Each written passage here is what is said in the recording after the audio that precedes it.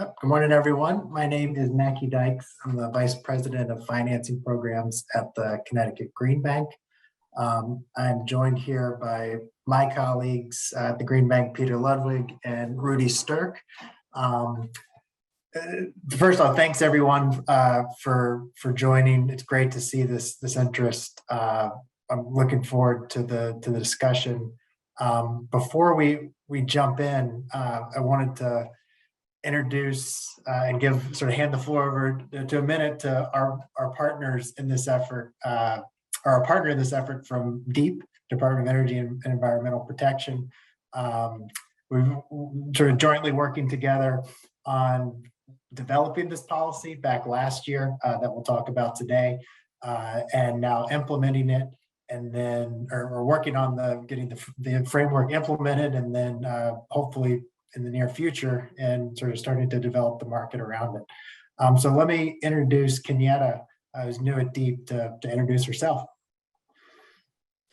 Sure, thank you, Mackie.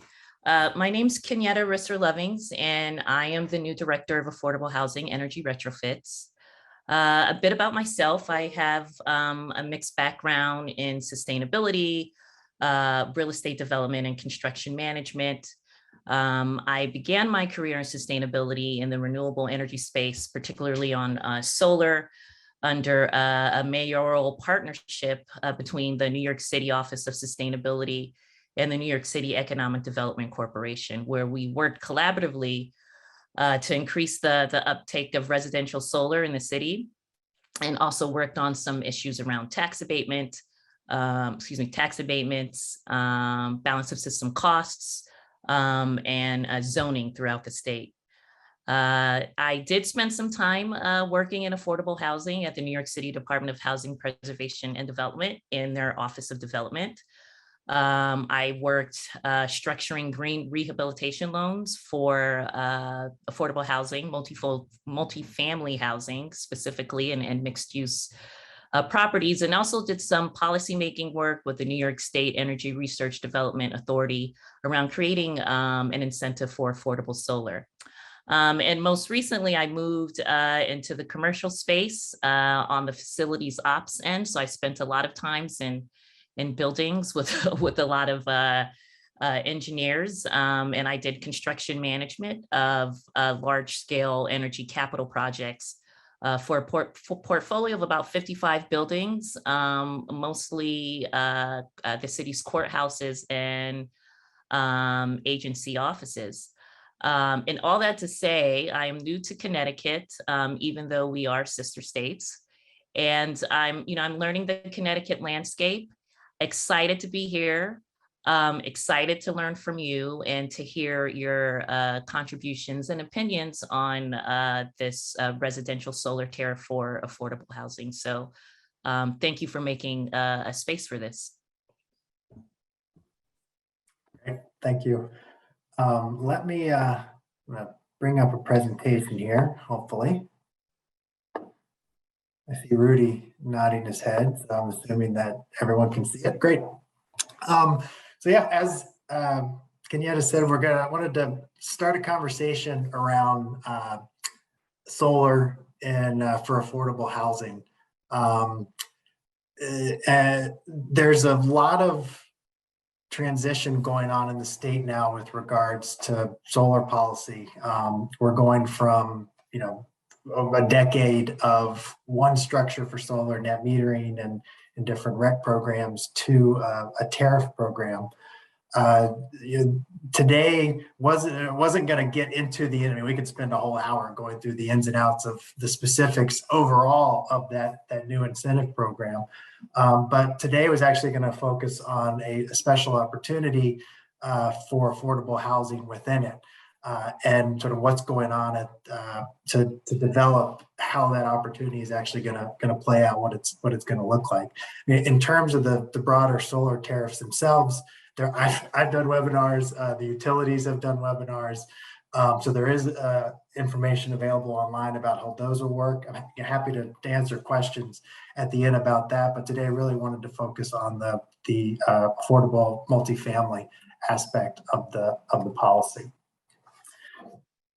At a high level, as you've all probably seen just driving around the state, there's been drastic growth in Connecticut in the solar market over the last 10 years, which has been great. It's brought a lot of clean power and energy savings to businesses and residents. One critique of that, though, is that much of the multifamily sector, and in particular the affordable multifamily, has faced challenges with accessing solar. So last year, Deep, Green Bank, and other stakeholders worked together with legislators to design and pass a policy or a law that hopefully will start to address that deployment imbalance. There's a lot of challenges with deploying solar in this sector. Two of the biggest ones are one, just it tends to be a higher cost when compared to a project at, say, a business. The development can be a lengthier timeline just due to different stakeholders. You have complicated capital stacks, so the financing for the solar can be a little more complicated, take more time, which just leads to higher cost. And in an incentive structure previously, where there was a limited amount of incentives, and these projects would have been competing with a commercial installation. A higher cost project was going to lose out when there was limited incentives to get out. Another challenge was getting the benefits from the solar actually to the tenants. The goal is to reduce the energy burden of the residents, but most of the time it was the owners that were they were financing and bearing the risk of the project, but all of the benefits were accruing to them. So last session, Public Act 21-48 was passed to address these two challenges. It did two things. One, it allowed affordable multifamily to qualify as residential as opposed to commercial. That did a few things. One, as I mentioned about competing with commercial projects, it ended that. So instead of competing in the commercial market where there's limited incentives and only the cheapest projects win, it's now affordable multifamily projects are now treated as residential, where there is no cap. Any residential customer can come in and access the tariff. In addition, the residential incentives or the tariffs are higher, so it can help to overcome some of the in the cases where development costs are higher. The higher incentives can help to offset that, and it also can produce more benefits. Which, if we can then address the second challenge and get them into the right place, is another win. So to that second challenge, the law required everyone, both the owner and the tenants, to benefit from the solar project. So before I sort of go into the details and the questions and around that, just wanted to sort of give everyone a sense for potentially what we're talking about here. An actual project, what could the economics look like? When we talk about sharing benefits and things like that, what could that actually look like? So took a project example, just an 11 unit property that's installing a 100 kilowatt system, which within the sort of non-residential framework, that's a fairly small system. So this is going to produce 120,000 kilowatt hours a year. So that would of an 11 unit property where we assume about 30% of the common area space the common area space is used about 30% of the electricity. This would cover all, on average, about all of the usage. So in the case where I did two scenarios here for how the project is financed. I won't go into the details here on this, but as you can see, the revenue in both cases, whether you're doing a roof lease through us or whether the owner is purchasing it and financing it through debt, you're looking at between $18,000 and $19,000 a year. If you share that amongst, this is what we'll get to in a minute here. This is one of the key questions: is what's the appropriate way to divvy up those benefits? But just for the sake of argument here, I assume the owner was going to get 30% since the common area space is 30%. So as you can see, that's yielding around $5,500 a year, or just over $5,500 a year to the owner, and well over $1,000 annually to the tenant. So a long way of saying, this is actual real money, over $100 a month that the tenants could see in this example. So as we think about implementing this policy, PURA, the Public Utilities Regulatory Authority, is just now starting a process to determine how this policy will be implemented. And there are two key questions that they've asked stakeholders to address. The first one is, what is the definition of affordable? As I hopefully just made clear, there's a lot of benefits to being able to access the residential tariff. And a multifamily property, if it's not affordable, it's over on the non-residential side. So it's going to be competing, there's a limited pool of incentives. It's going to be competing against commercial projects.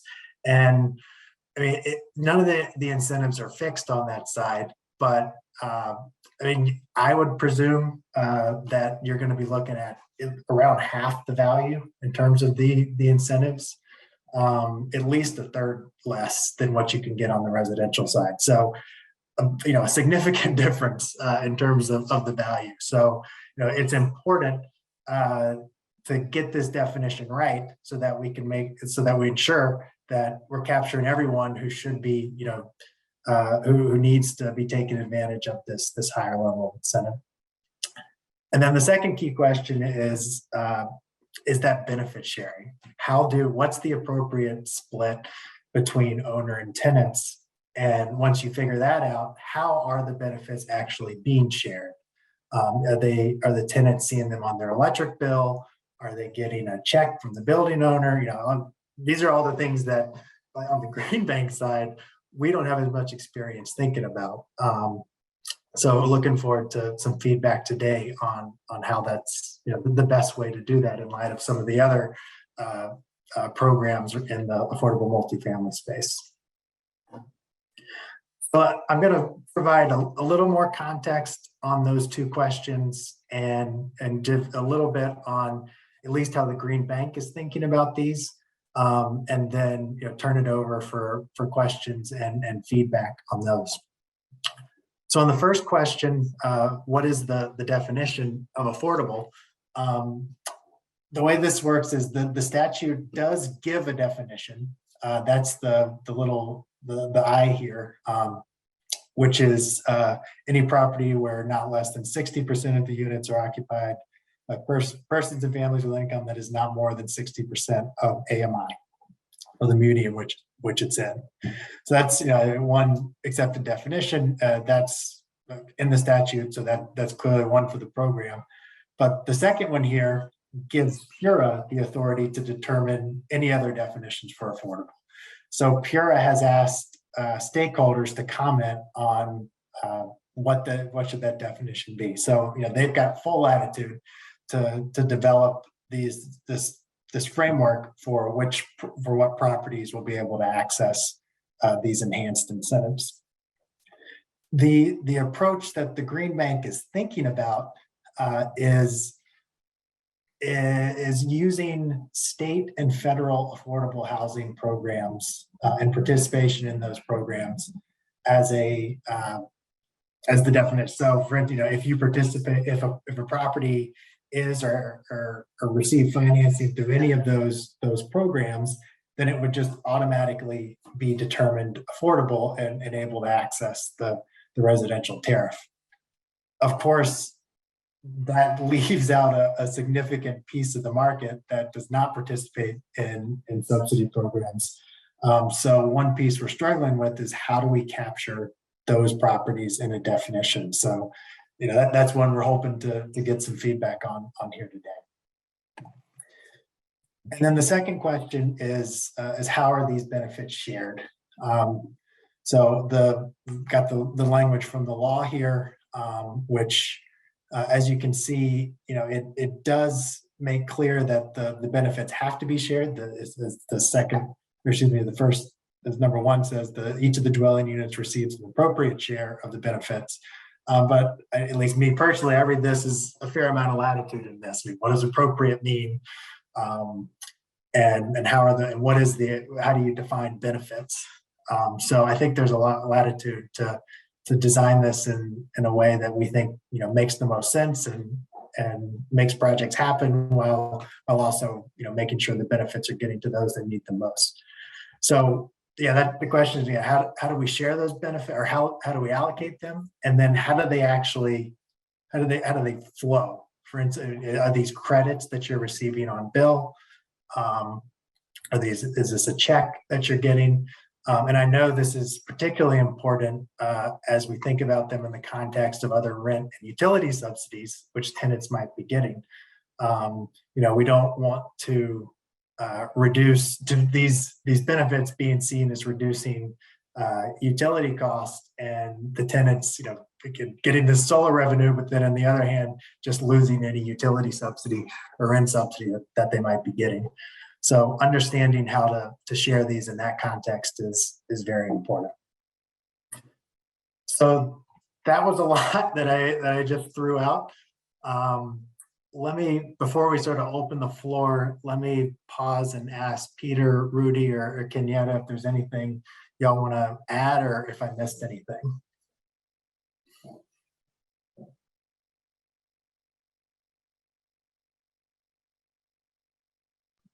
Kenyatta, I believe. I think you did a great job setting us up. So I think I'm eager to hear the conversation. Okay, can you hear me okay? Mackie coming, okay. So yeah, that was great presentation. It seems to me it logically breaks down into the two questions. Maybe what we can do, Mackie, is the two separate slides that cover these questions, put them back up, and we'll start with question one. Just to be contrarian, or we could start with we'll start with question one.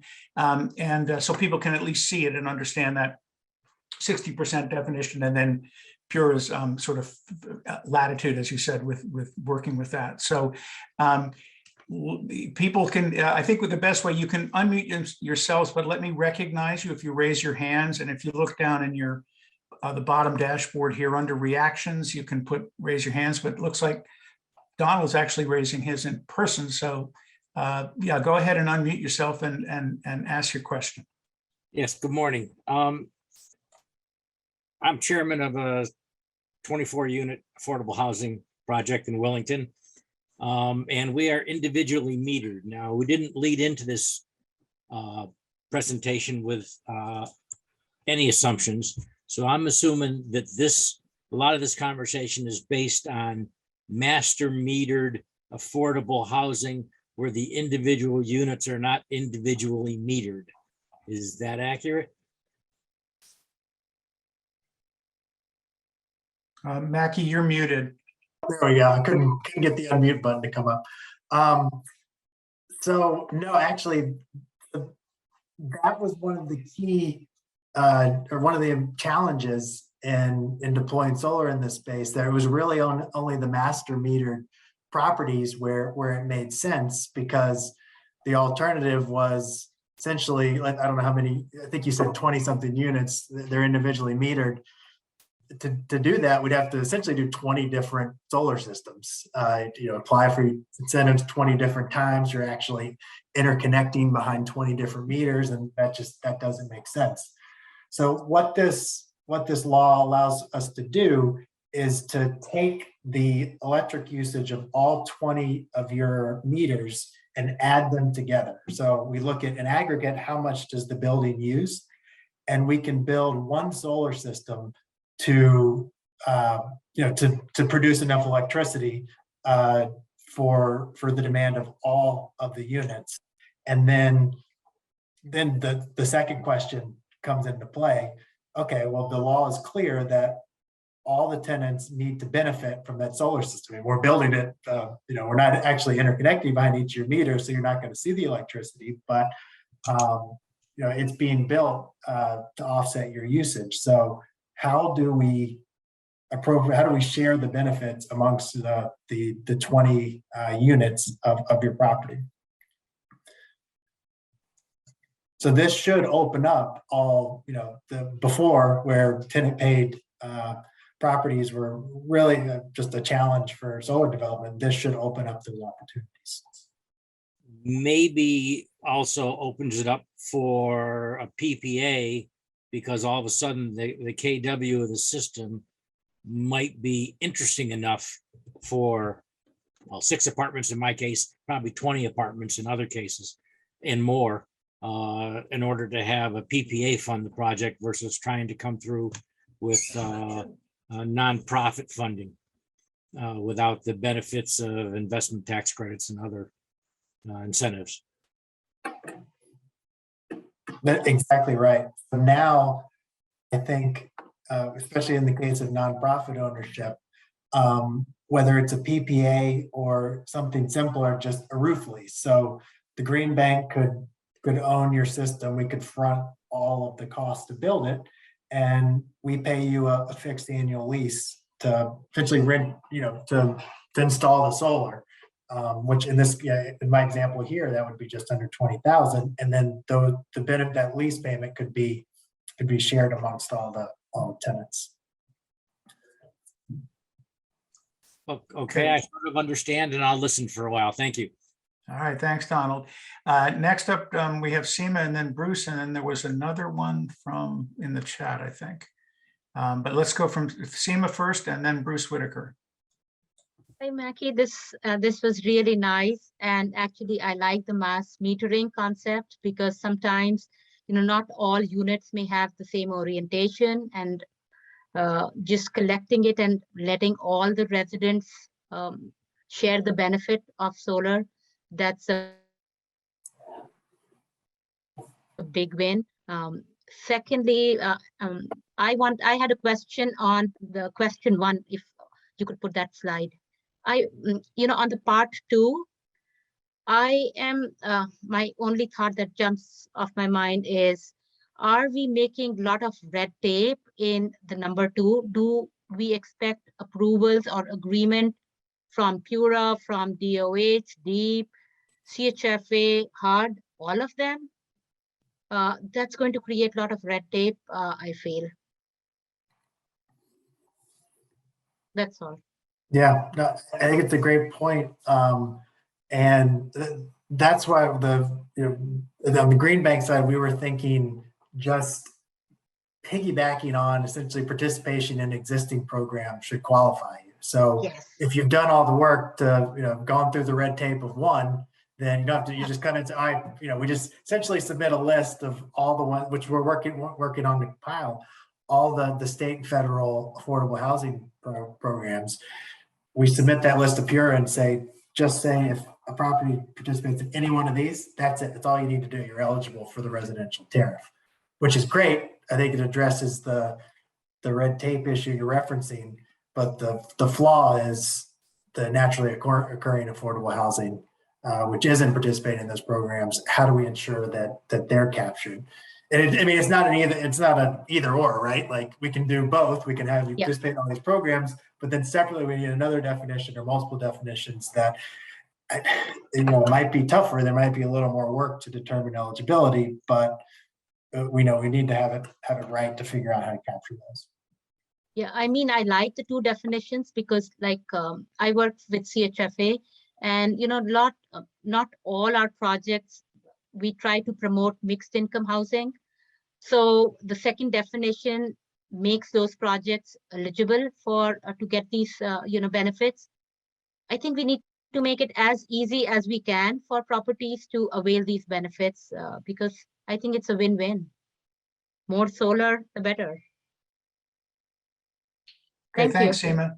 I just noted Miguel Rivera's comment is in the chat. Oh, Nathan Carnes, I'm sorry, for Q2. has a thing in the chat that was not a question, so people can read that in the chat. And if he wants to jump in, he can. Next on our list is Bruce Whitaker. Thank you. Top of the Dean, list, Bruce. Okay. amazing, right? As long as it's a good list, right? Thank you, Dean. And a question for Mackie, actually, I wanted to follow up on the first question, that concept of net metering. And I want to make sure I'm clear. So if we were to look at the consumption of, let's say I've got a 60 unit development, 80% of it's affordable, 20% of it's market rate, all done under an affordable housing program. If I didn't have the room on my site, and let's say I had a couple of acres of land in a different community, same utility provider, could I actually put my solar system on a separate location and net meter back to my development? So this policy is all for on-site solar. So it didn't open up affordable housing, community solar, or virtual net metering for affordable housing, which kind of what you're referencing. Right. I mean, great. That would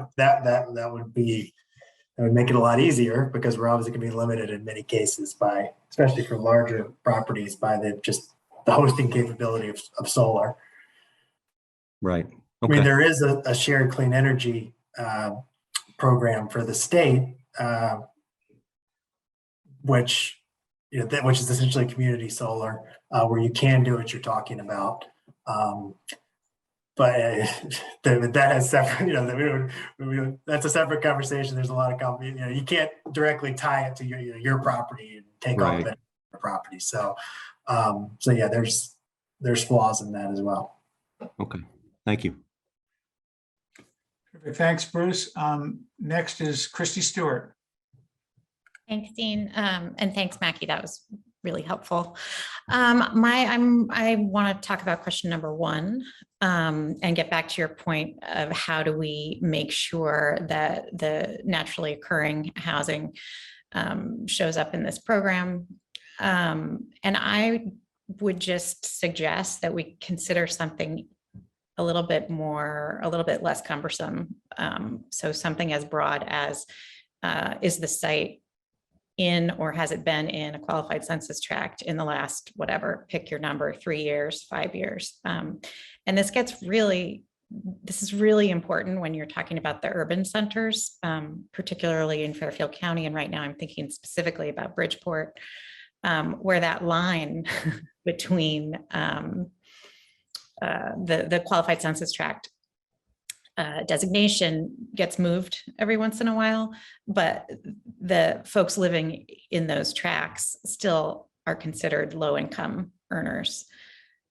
So as broad as you can make it. And then I just want to comment on it. Someone put in the chat to avoid tenant income verification at all costs. And I 100% agree with that. That will in practice be really difficult to do.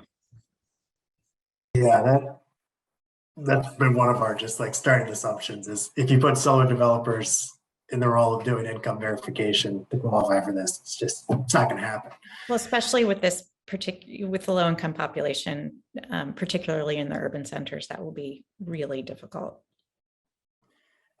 And on your first point, that's a great alternative option. I guess you could even wipe out what the approach Green Bank is thinking, which is program based.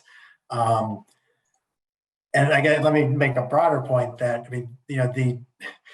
we're talking here, the Green Bank will be making a recommendation with, hopefully in conjunction with DEEP and with the housing authority, or a lot of the housing agencies in the state. We're working to get consensus on the definition, because we think it'll resonate a lot with PURA to have us all comment together. But getting consensus can be tough, and so we might not be able to end up in the same place as a lot of the feedback we get here today. So this is an open public process. So one of the goals here today was to encourage all you as experts in this field to get involved in the PURA process and and weigh in on this yourselves. At the end, we can talk through. We can send out sort of documents around that process and everything. But please don't think that you're just yes, we want the feedbacks because we have a lot to learn here. But please just don't think that, this is the only opportunity to influence us in our comments. Like, please, to the extent you're able, participate in the process and bring your expertise to bear directly. Further to that, Mackie, can you indicate the dates on the public comment to everybody on the call right now? What they have to do by when? Yep, If they choose and to. we can send this out, the actual PURA request for comments, the questions, which are essentially this, but with more wording around them. We'll send that around, but the due date for comments is February 18th. And then on March 7th, PURA will be hosting a sort of a public meeting on the questions. And I know that's short notice. That's why we sort of called this special meeting of this network. Okay, terrific. We still have questions coming in on question 1. So or I think they're more general typically, but David Berto, you have your hand up. Just unmute yourself and you're good to go. Yes, I did. I'm sorry, but my question is probably more for question 2. That's But the comment is the example you had with the 120,000 kilowatt hours.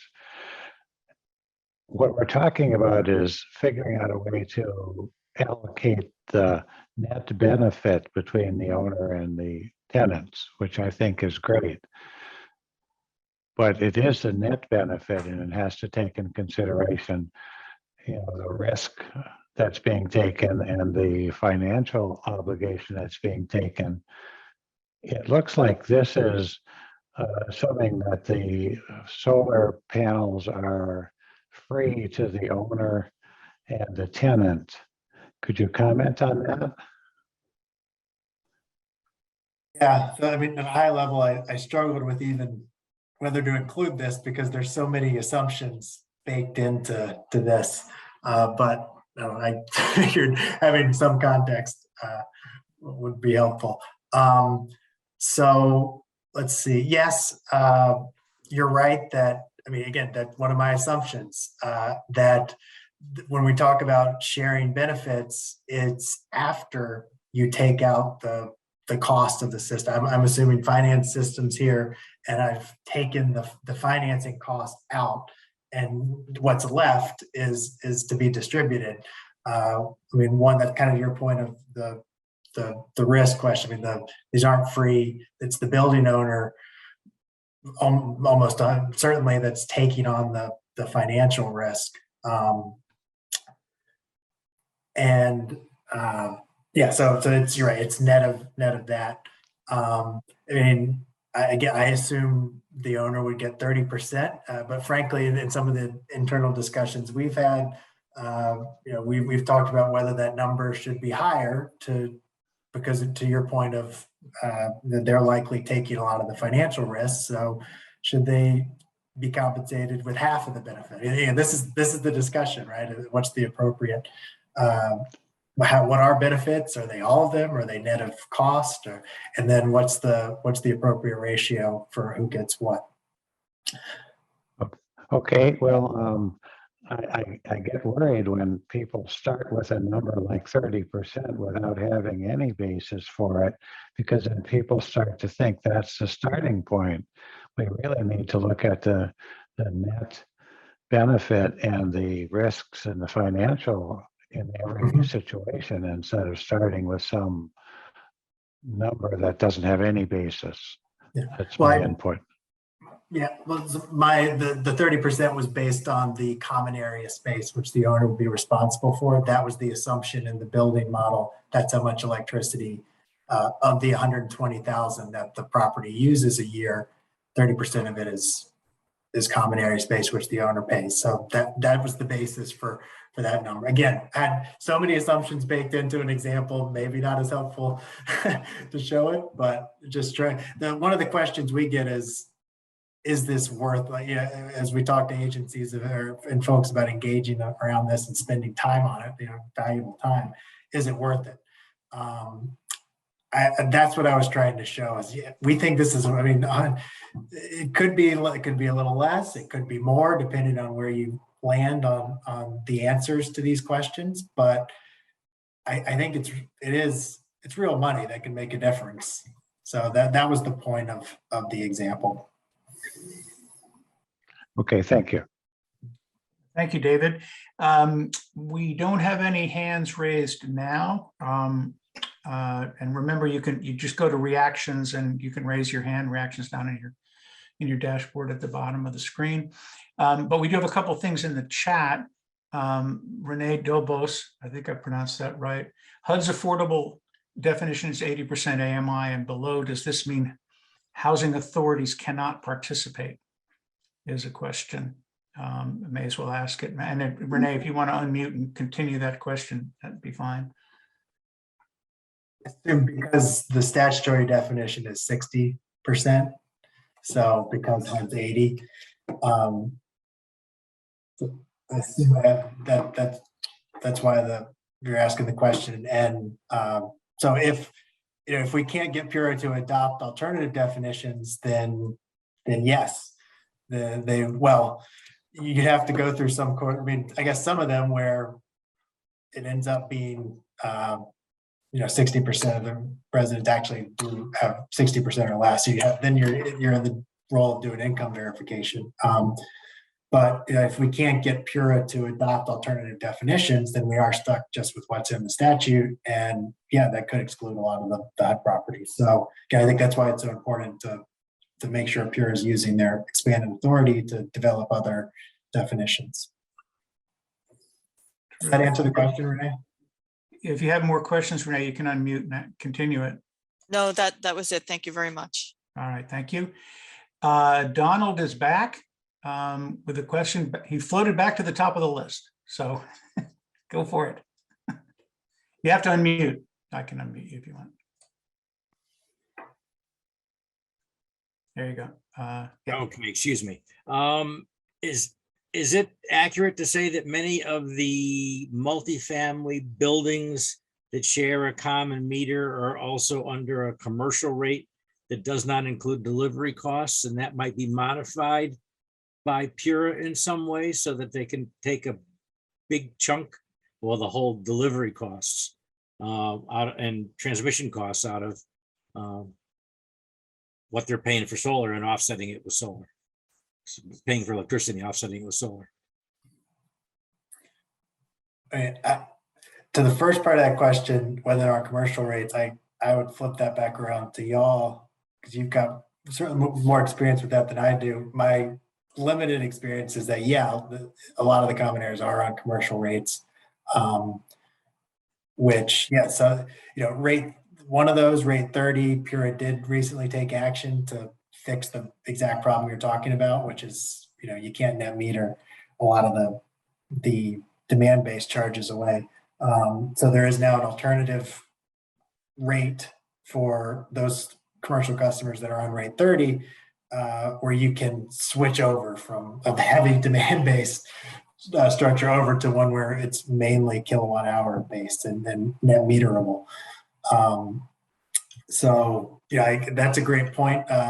One that if folks know and would love the feedback on other commercial rates that tend to occur in this space, we can encourage PURA to do the same thing with those. But that's a great point, one that y'all should. It'd be great if someone would point out with PURA. Okay, and thank you for the clarity. I should have said demand rates instead of delivery charges. So thank you. All right. Thank you, Donald. Other questions? Miguel and or Nathan Carnes had a long comment in the chat about the process they're using with Eversource and made a strong recommendation not to follow that particular model. Everybody can take a look at what that is in the chat.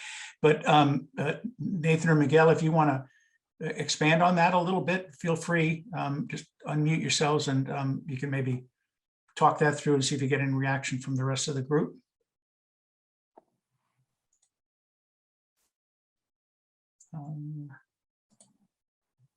Okay. Okay, or not. That's okay. All right, so other questions, maybe, yeah, there you go to question 2. For Mackie and company, or comments on it from anybody? Don't be shy. We can always hear you and not see you if you keep your video turned off, so that's okay too. Yeah, and also, I mean, just no one else is going to sort of elaborate on this and try to solicit. I mean, I think it was Don who was speaking, Mr. Berto before, who was making the comments about risk.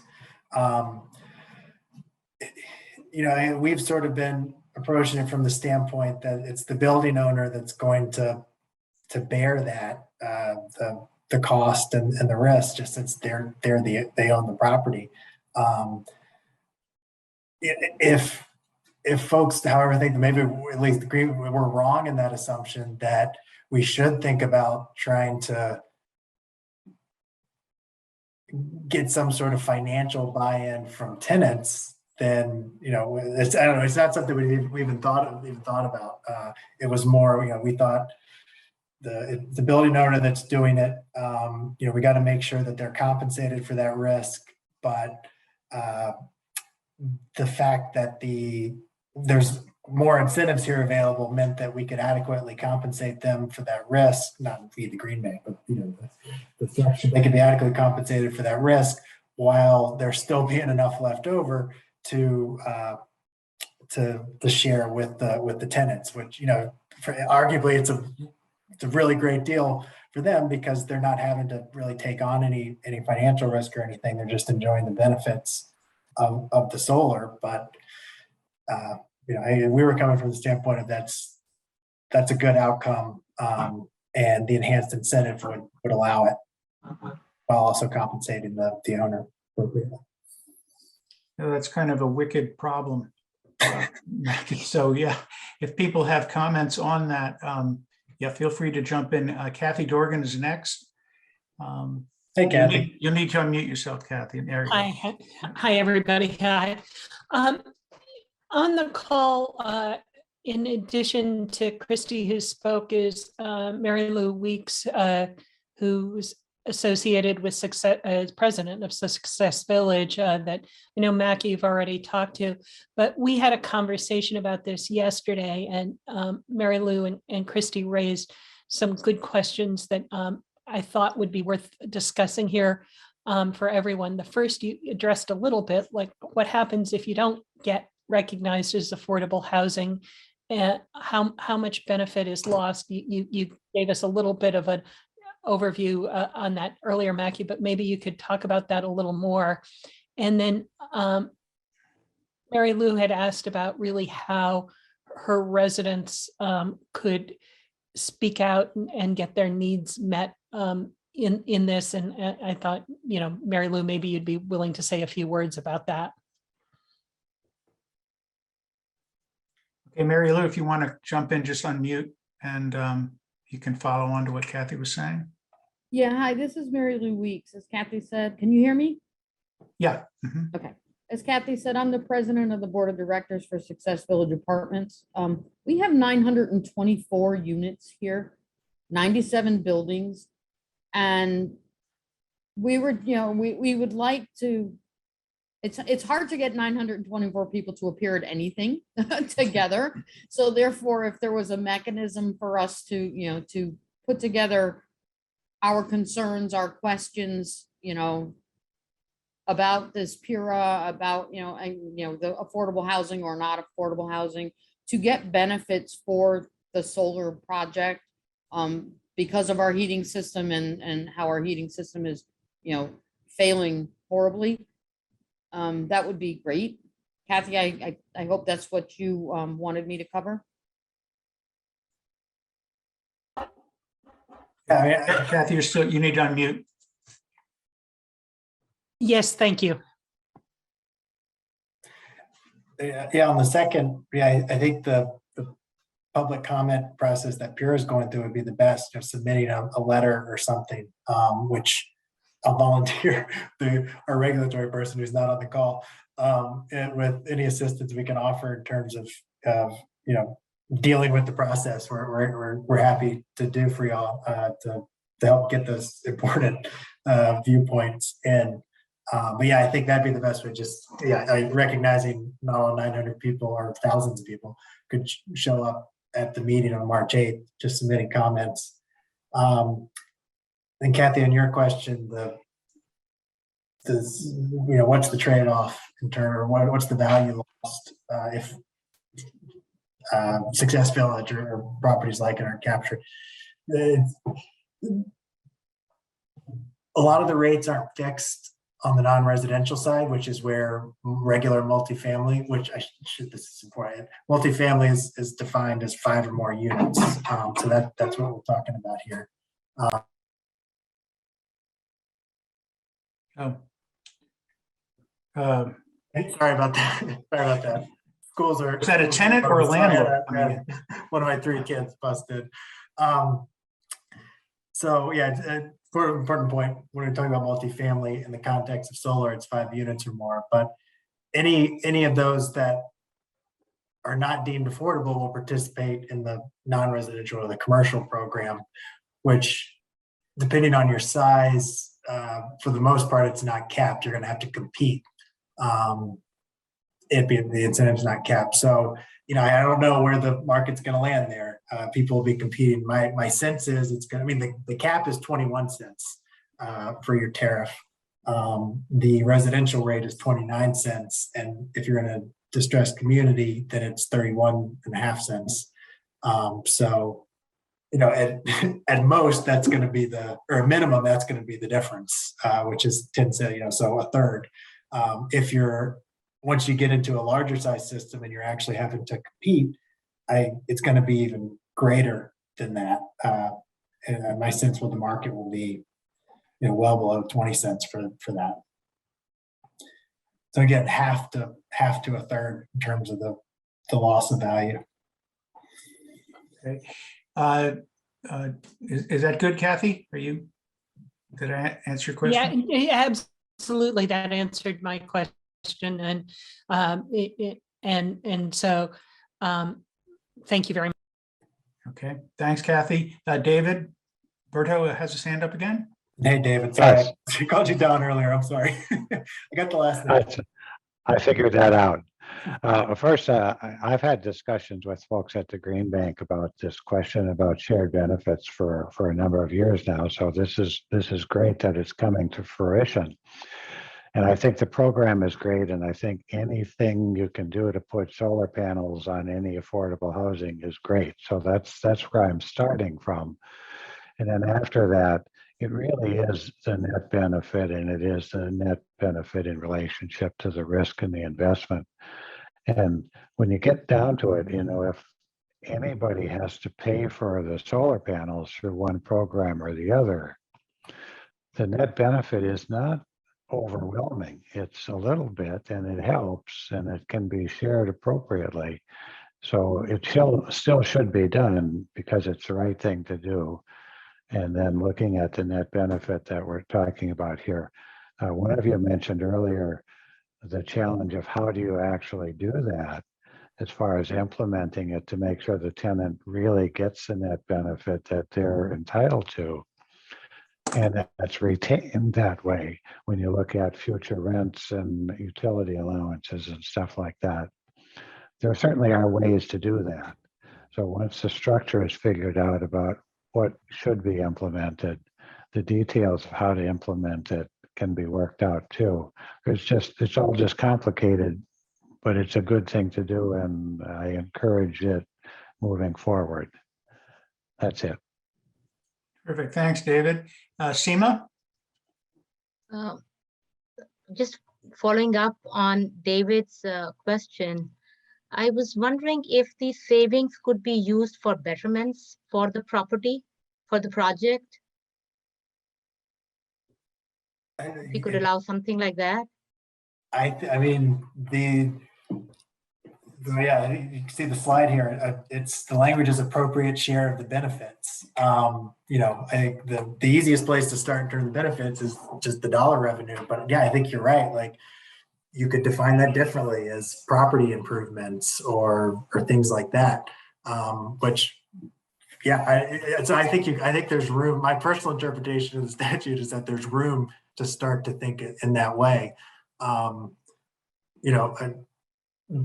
then, yeah, I mean, so but then that seems like it opens up, other complications and questions. But I certainly see that as a potential outcome, that we just don't talk about splitting. How do you split a pot of money amongst the owner and tenants? But instead, we're talking about investment in the property. Well, Christy Stewart had a comment, a follow on to that, or to reduce rent, question mark, is another way, I guess, Sorry, that the benefits could be. Yeah, go ahead, Christy. I couldn't help myself. I just, would want everyone to think very carefully through the possibility that, as usual, building owners could conceivably benefit from this more than tenants, regardless of how many ways we try to safeguard that. So, and because we know over half of Connecticut residents are rent burdened, directing any savings to rent reduction would be interesting, but way too wonky and outside the scope of this. Sorry. Okay. All right. So there's a chat comment from Richard Oliski. Is the added income and impact to residents a concern to affordable operators? I'm not sure exactly what that means, but does that, I think we've been talking about it a little bit. I think, Christy, you're nodding. Jump in and say, I think that's a really interesting question, because some affordable tenants, if their income increases by $1,000, could lose their housing subsidies. So you would need to be thinking very carefully about that. Yeah, the Green Bank is new, or at least a lot of us that, this world is new to us. So that's something we've been coming up the learning curve on, but it quickly became clear that we could be essentially subsidizing HUD here. So we obviously want to avoid that. So yeah, I think that sort of part of what we're getting at here is how do we think about those benefits in the context of the other subsidies to make sure that that's not happening. And we found it out in California, HUD issued guidance that specifically excluded solar benefits from those rent and those income calculations for the benefit of the subsidies. We've started, the Green Bank's talking with HUD, and certainly, I mean, that minimum, that seems like something we'll need to do here. So yeah, it seems that there's at least precedent for that. That's good, because it would also impact food subsidies. Any kind of government subsidy that a tenant is on could be impacted by an increase in income. Well, nobody said it wasn't a wicked problem, but I think we're unfortunately, we're at the end of our time. Are there any last burning questions or comments for Mackie today? Do I see one? Hold on a second. Just let me shut the chat. Now there's two. Donald, I think you're up for one final comment. Keep it quick. Our property, we do have solar that powers our utility rooms at this point in time. So you look at that public act that the system should be designed so not to exceed the load of the premises. That gets a little funky because we've got a bunch of load that's already compensated for. So I guess that'll be part of my public comment to PURA, is to maybe tighten up that language as it's appropriate in some cases. And there's different circumstances in other cases. So that's all. All right, thanks, Donald. And David Gilfillan, to everybody, how is load defined? Annual, billing cycle, seasonal, can excess cover low creation? Maybe that's, I'm not sure. It is in the context of the solar programs. Well, I'm 100% sure on the non-residential, because that's where most of my time is spent. Pretty sure it's the same on the residential, but it's the highest 12 months usage over the last 5 years. Right. So essentially the annual load, but you get to go back 5 years and find the highest. annual load in terms of sizing the system. Great. Okay. Well, I think we've come to the end of, as usual, a productive peer-to-peer conversation about a topic of sort of pressing interest. And I thank you all for coming. Mackie, you just want to go through the call to action here. If people want to participate in the public comment, hopefully they will, you know, what the next steps would be or where they should look. I think Rudy put an address in the chat if people want to look at it, but maybe a last get out there and comment exhortation. Yeah, that's exactly. Rudy posted I believe it's the actual PURA request for comments there. All the actual questions are in there. The instructions for participating. Again, yeah, you know, please, I encourage you to do that direct. I think it's so important that we have actual, usually it's, you know, solar stakeholders that are participating in these hearings, at least for when we talk about solar subsidy programs. So getting the other viewpoints of people who actually are experts in this sector to make sure this is designed right is so important. So please, I know time is short for everyone, but I think this is a worthwhile use of folks' time. If you can't, you know, this feedback has been great for us, but please reach out to myself, Peter, Kenyatta, Rudy with additional feedback and guidance so that, you know, we can do the best as we can to get our comments into PURA right. Terrific. Okay, thanks. Kenyatta, anything? I'm sorry, I've sort of dominated the Q&A here. Anything you want to add? I believe Kenyatta had to jump off on another call. Yeah, she had to jump off. So, okay. Well, I mean, I think, you know, the group is duly charged to try and, you know, do comments if you can and get involved in the process. The goal will be to make sure that this good deed actually does go unpunished, and we can, you know, come forward with a good program and outline for PURA that they can implement, hopefully in the fairly near future. So I'd like to thank you all for coming. Again, in the introductory remarks, I said that this was being sort of coordinated and put on by the Affordable Multifamily Housing Peer-to-Peer Network. We've been around for 4+ years doing presentations like this. We have another one on February 18th. This one looking at the escalation of costs in the affordable multifamily sector here and supply chain, you know, all the things that are affecting the development and delivery of affordable housing. But we come up with topics once a month. So I encourage you all to follow when we're going to keep sending emails announcing these things. They're very good for people who are involved in the affordable multifamily world. So I encourage you all to participate. And with that, I think that's all we have for today. So thank you all for coming. Have good weekends. Hopefully there's no freezing rain, and it'll warm up next weekend. Have a good one. Thank you. Thank you.